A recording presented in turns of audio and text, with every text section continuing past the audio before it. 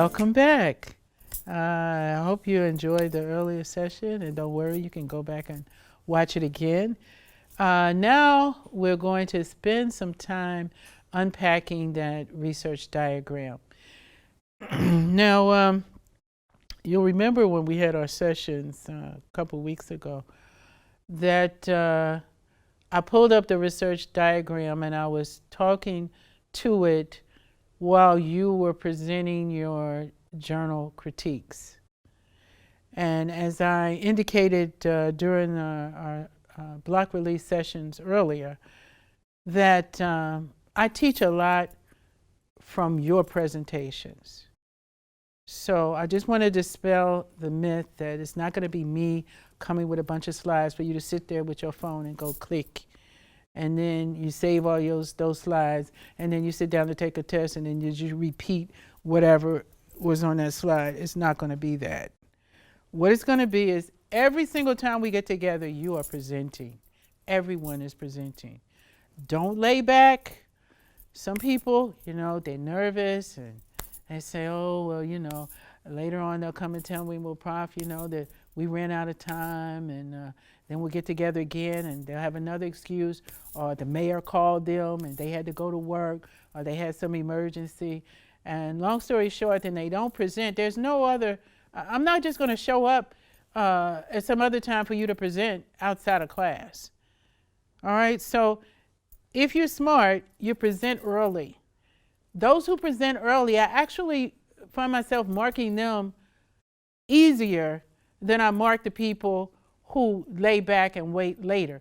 Or the classic people, and I know this happened when we got together last time, is that people are presenting and you're sitting there on your laptop and you're taking in the feedback that I'm giving them to fix your work, and then you're going to get up and present it with the benefit of the feedback and feed forward that I gave on somebody else's. I'm aware of that.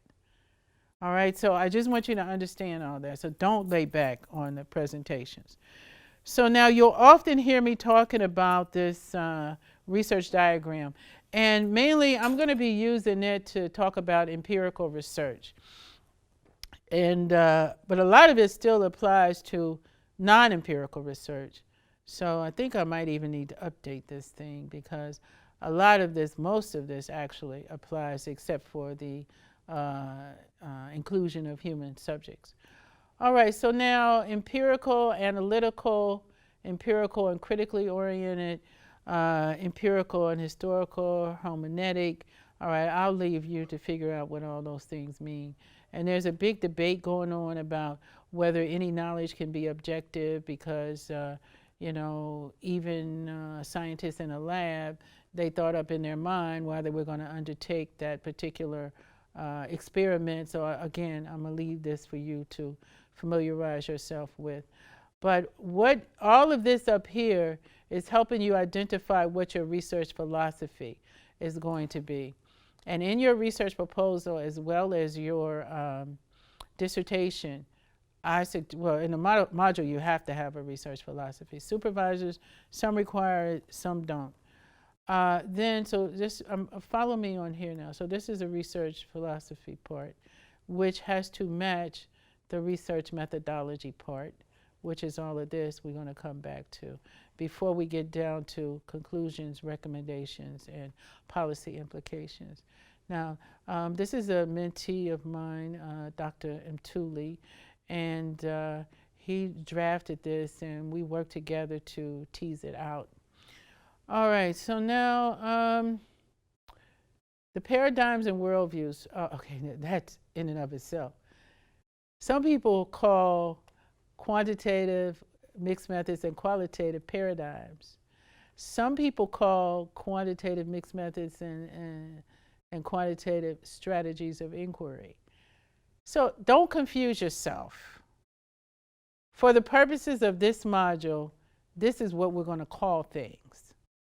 But when you're writing about it, you can bring out the fact that people call the same thing. Like I said earlier, some people call these what we're naming aims and types. Some people call these designs. You see? Even Cresswell, you'll see how he mixes and matches this part with this part. the main thing is, I don't want you to get confused, but you're going to have to read it with understanding and comprehension and just ask me. Your mind is going to have to be, how can I say, inquisitive enough to find a space within yourself that you feel comfortable with what's really happening across the board. But the point I want to make is, for paradigms, this is what we're calling paradigms, but there are also other philosophical worldviews that could come in this list. It's not limited to these. Design and approach, this is what we're calling this. But as I said, other people might call these same things something else. Aims and types, this is what we're calling aims and types. Other people might call these things designs. Strategies of inquiry, this is what we're calling strategies. Other people might call them something else. Data collection tools are these pretty much as they are. And then the sampling, there's two main strategies, and these are the techniques. You'd have to identify all of this, which strategy, which techniques. Data quality control is very different from quantitative studies than it is for qualitative studies. And for qualitative studies, we're looking at trustworthiness, and these are 4 pillars that we're going to be using for trustworthiness. And then data presentation and analysis, this is when you're doing your write-up and interrogating the literature. Remember I said that literature, it's not going anywhere. Oh yeah, and also there are the cases where, I have a couple of those going now, where, you know, students, they've written up their data analysis and presentation chapter, and I'm reviewing it. This is somebody I'm supervising. And then I'm like, okay, well, where's the literature, you know, interrogating these things that are coming out in the findings? And they were like, well, no, I didn't have that in my literature. I said, well, then you need to go get it now. Yeah, I've seen tears from that. Yeah, if your data is coming up with things and you didn't have those things in your literature back when you did chapter 2, and then now you're going to have to go back and find it and use it to discuss your findings. Your findings have to be juxtaposed to the literature. You have to be able to say that so-and-so found this, and this study is similar to that. Or this study, unlike so-and-so study, this study found such and such. You need literature for that. So this literature thing, this critical reading thing, this critiquing journal articles is not going to go away. And as I've said many times, the best thing to do is to print these, you know, I hate to say that, I feel the trees cringing when I say this.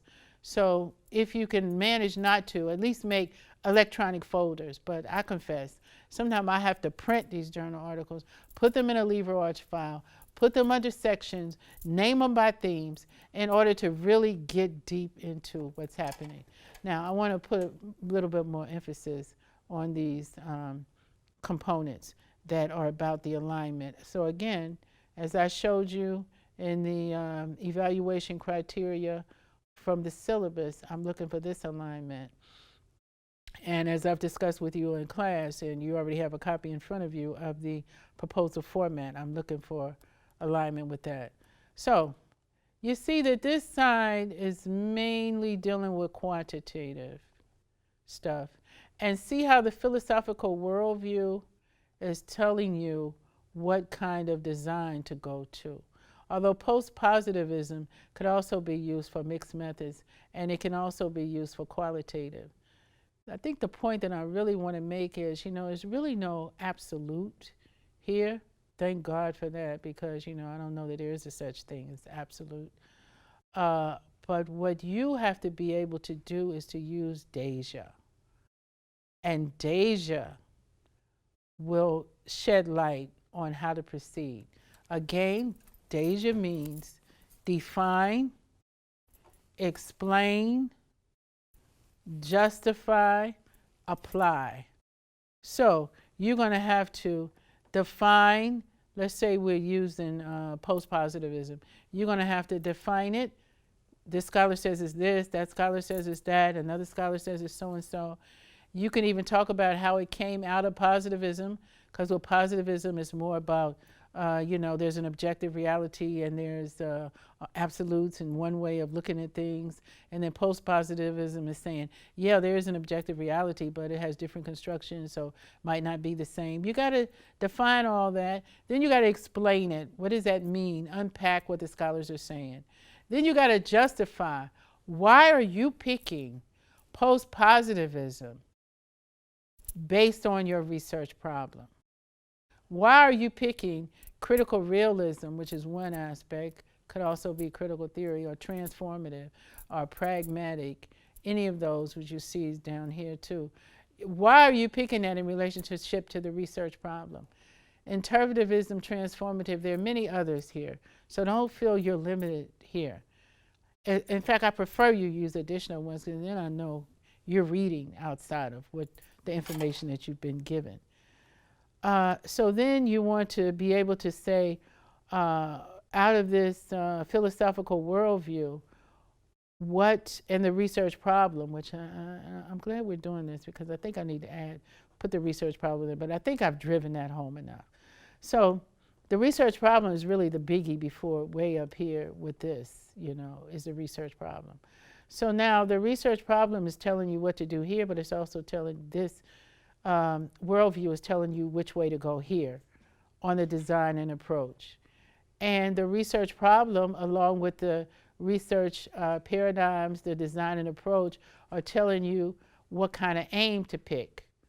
So now, even though we have descriptive and explanatory under quantitative, qualitative and mixed methods can also be descriptive and explanatory. Qualitative can also have descriptive or explanatory type, or even a pragmatic type. The way that you'll know which ones to pick is because of what your research problem is calling for, what your philosophical worldview is, what your research design is, will tell you what type of research or aim of the research. You could have, for example, a descriptive quantitative study. You could have, for example, a pragmatic mixed method study. Or you could have an explanatory qualitative study or an exploratory quantitative study. So they're not cut in stone, but we give you this diagram so that you start to see the importance of alignment. For example, as I get down here to data collection tools, if you tell me you're doing an exploratory, oh, by the way, when you pick the aim or the type, you put it in front of the name of the design. So in other words, descriptive quantitative quantitative study, explanatory mixed method study, or exploratory qualitative study. Use these aims as adjectives, but they have to be informed by the research problem, the research questions, the research objectives, and then the philosophical worldview, and of course the design and approach. All right, so now when you come to the strategies of inquiry, again, they must match the design and the aim.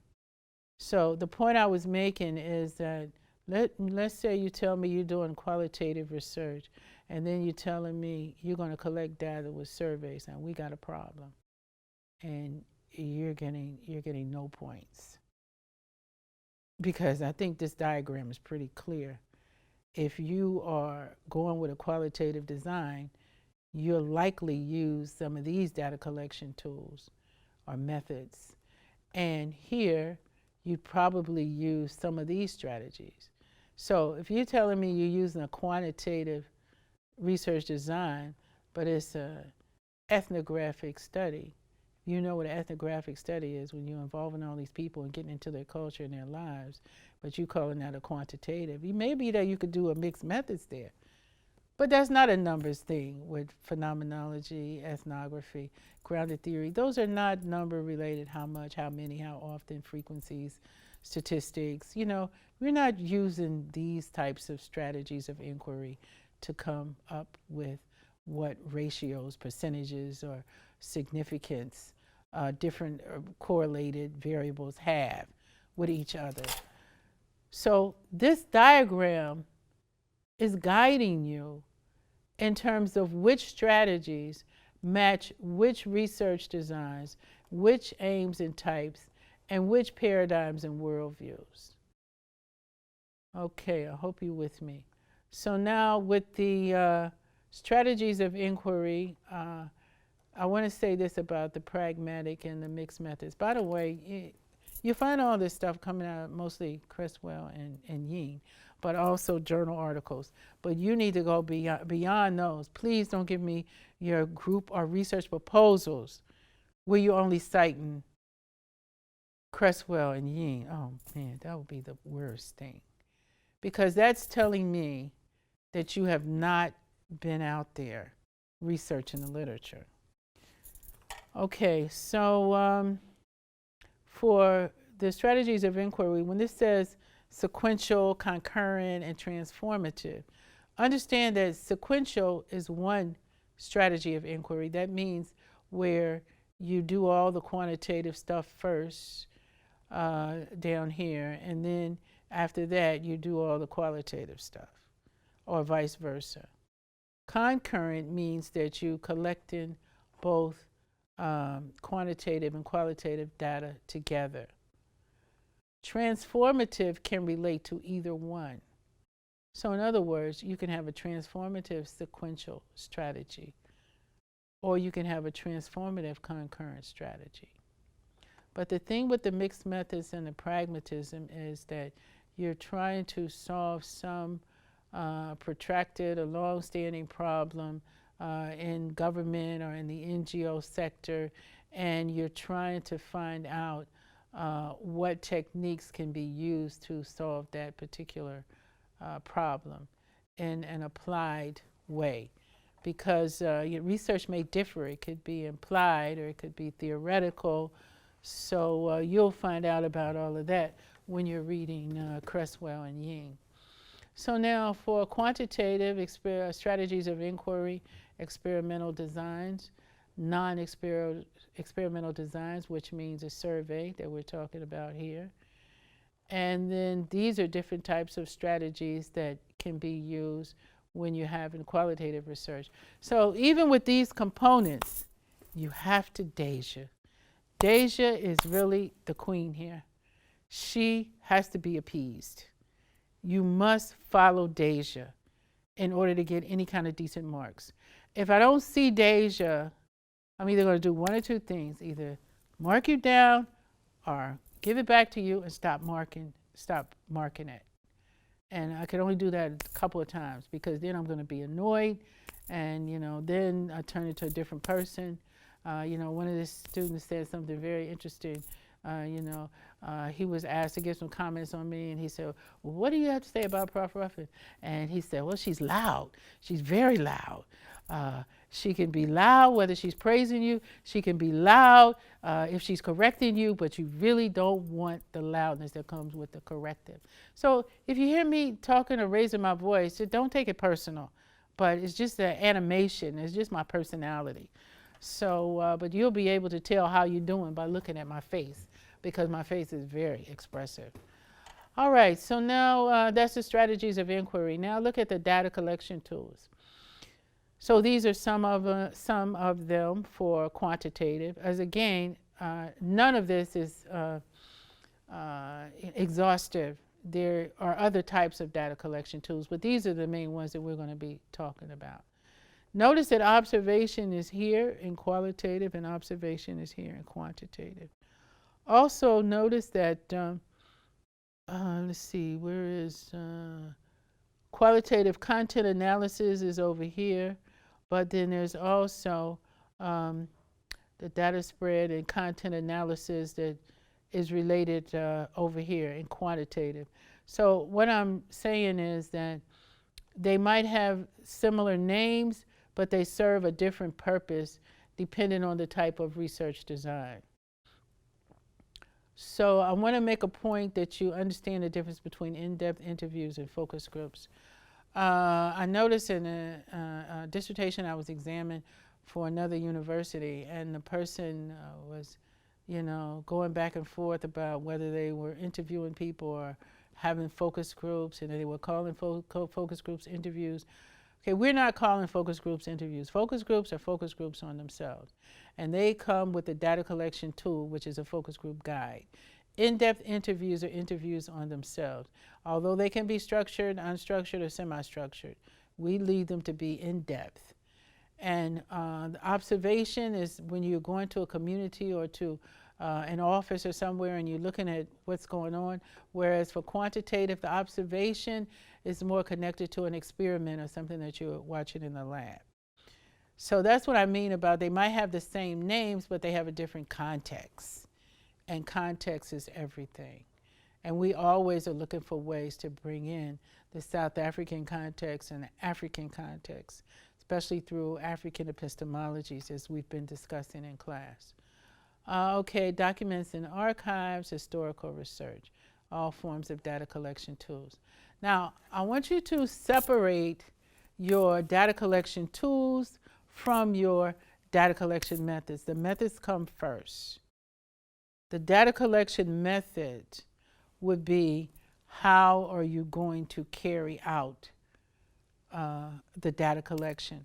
The data collection tool is the instrument that you use to do it.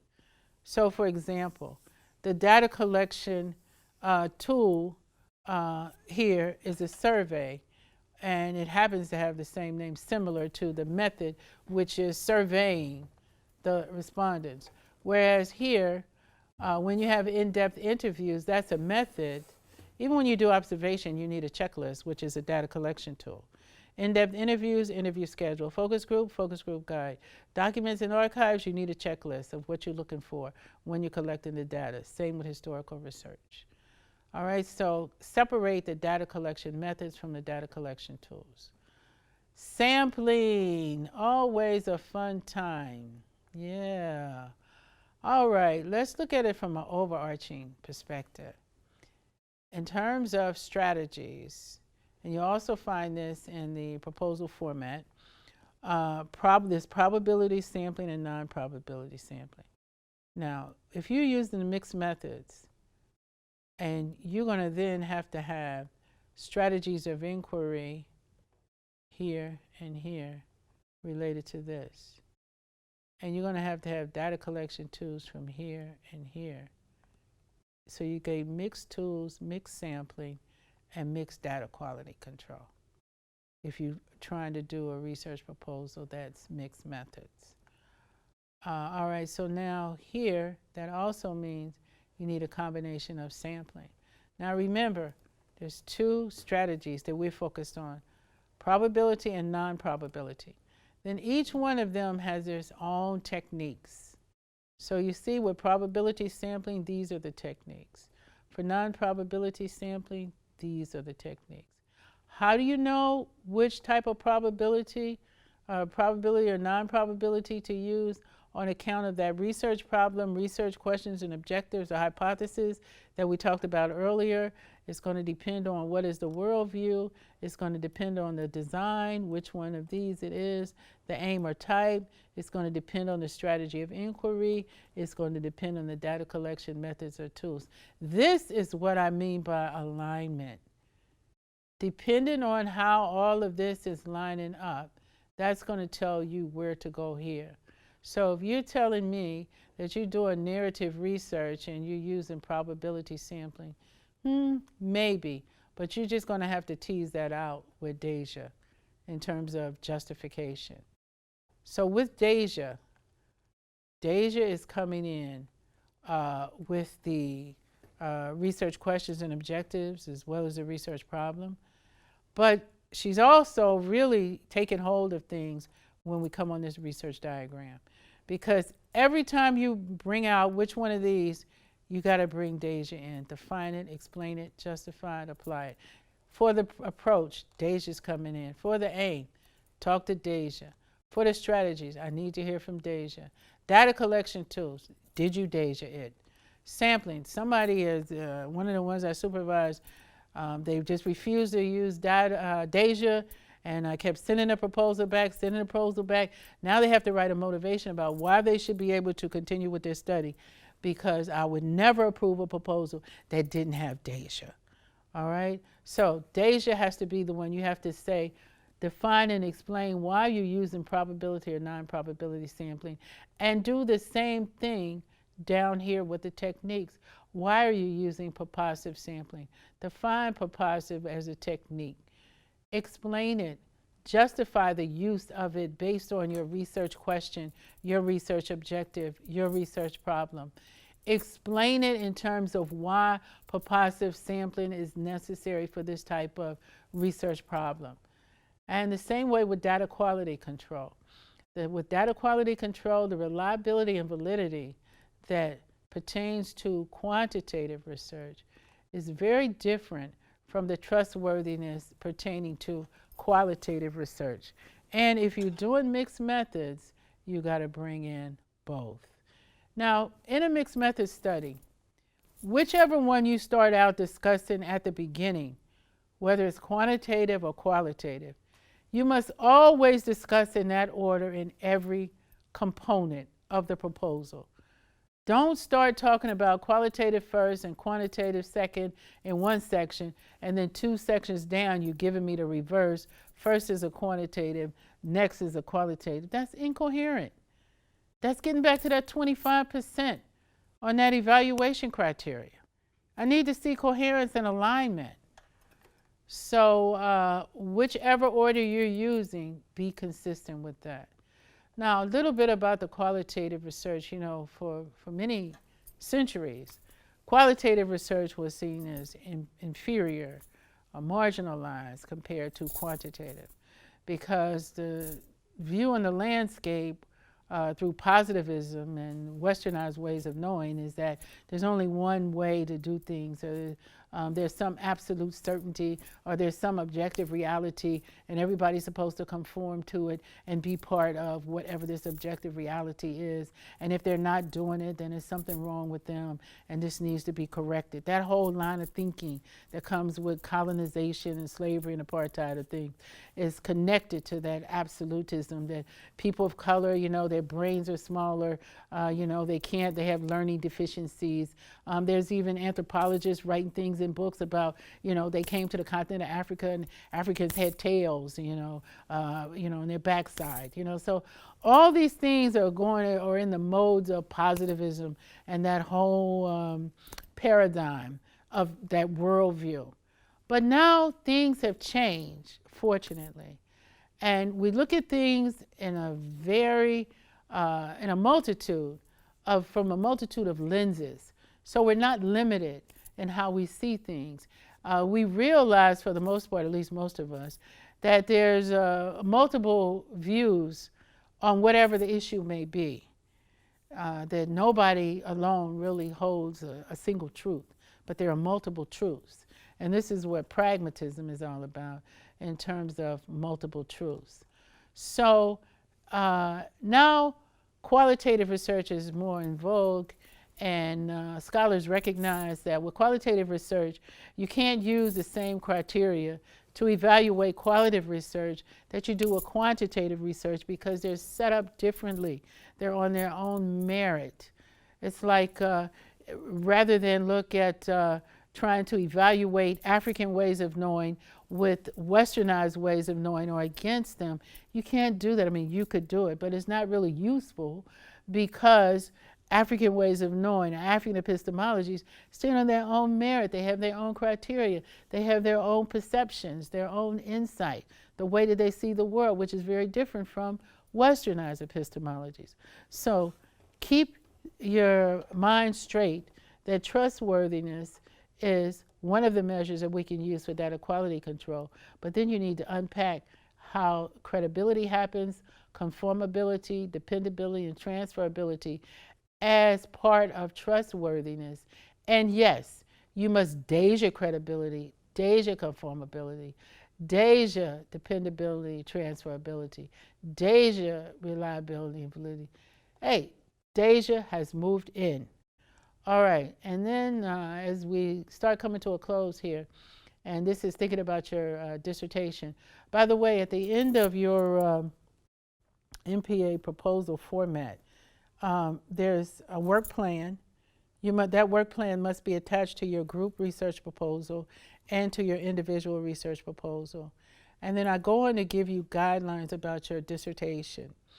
I even suggest that you set up your dissertation proposal according to the criteria for the dissertation in terms of the font size, the font type, the way the layout is of the document. I suggest you get used to doing that now with your proposal, and then it won't be such a culture shock when you get to your dissertation. But remember to include the work plan for your group research proposal and your individual to earn your full mark. Data presentation and analysis. So this and quantitative research is now where we're describing the data and interpreting the data and interrogating the literature. Often when this is done in quantitative studies, all the findings are showcased, and then the discussion with the literature follows. For qualitative research, the analysis and interpretation are usually presented in conjunction with the findings. But these are the various techniques that can be used to analyze qualitative data. And again, you got to interrogate the literature. And if you don't have enough literature when you come up with your findings, you gotta go get the literature. Yeah. So in triangulation, you can see that you would be using a combination of the quantitative and the qualitative. And the whole idea here is that we want to draw evidence-based conclusions, recommendations, and policy implications on that very research problem that we started with at the beginning. So that includes our session, and enjoy being a researcher. Okay.